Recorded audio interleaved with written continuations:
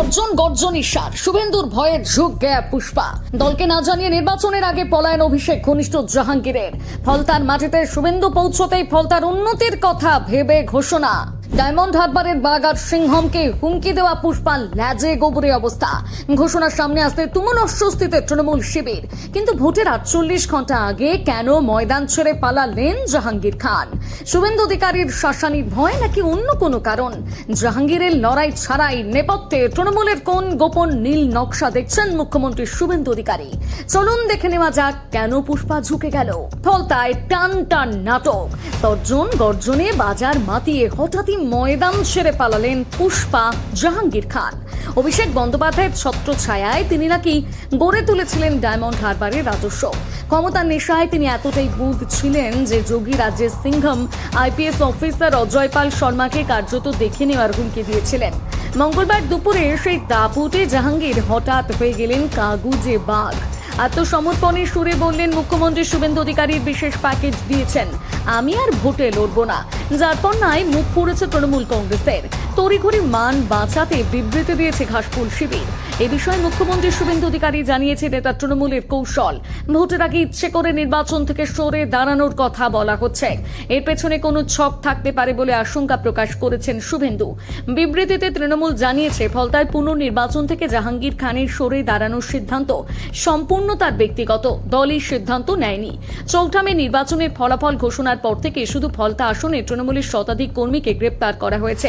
দিনের আলোয় ভয় দেখিয়ে দলের বেশ কয়েকটি কার্যালয় ভাঙচুর করা হয়েছে, বন্ধ করে দেওয়া হয়েছে এবং জোর করে দখল করা হয়েছে। অথচ বারবার অভিযোগ করা সত্ত্বেও নির্বাচন কমিশন দেখেও না দেখার ভান করছে।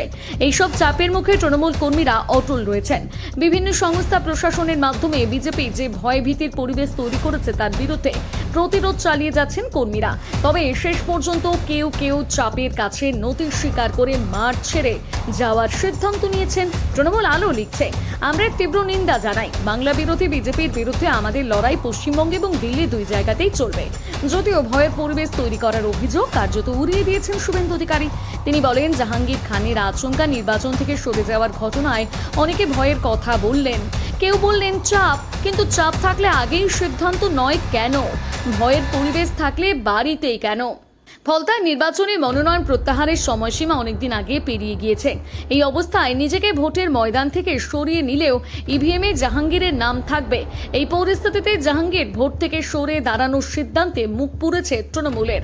যদিও এ বিষয়ে মুখ্যমন্ত্রী শুভেন্দু অধিকারী বলেন, এখন তো সব ইভিএমে ওর নাম, ছবি, প্রতীক সব রয়েছে, সব কমপ্লিট। কমিশনের কাছে অফিসিয়াল কোনো কিছু জানিয়ে নির্দিষ্ট তারিখের মধ্যেও প্রার্থীপদ প্রত্যাহার করেননি তিনি। তাহলে নির্বাচনে জিতলে কি তিনি সার্টিফিকেট নেবেন না, নাকি এখানে অন্য কোনো ছক রয়েছে? এর পাশাপাশি মুখ্যমন্ত্রী ফলতাতে 100% ভোট দানের আহ্বান জানিয়েছেন। আগামী 21শে মে ফলতা বিধানসভায় পুনর্নির্বাচন। আজ মঙ্গলবার ভোটার প্রচার শেষ হচ্ছে, কিন্তু তার আগে সাংবাদিক বৈঠকে মুখ্যমন্ত্রী শুভেন্দু অধিকারীর ভূয়সী প্রশংসা করে ভোটের লড়াই থেকে সরে যাওয়ার ঘোষণা করেন বাহুবলী জাহাঙ্গীর খান। এ বিষয়ে তৃণমূল বিধায়ক কুণাল ঘোষের মন্তব্য, পুষ্পা ভয় কেন পেল তা খতিয়ে দেখবে দল। তার কথায় নিশ্চয়ই এলাকায় ভয়ের পরিবেশ তৈরি করা হয়েছিল।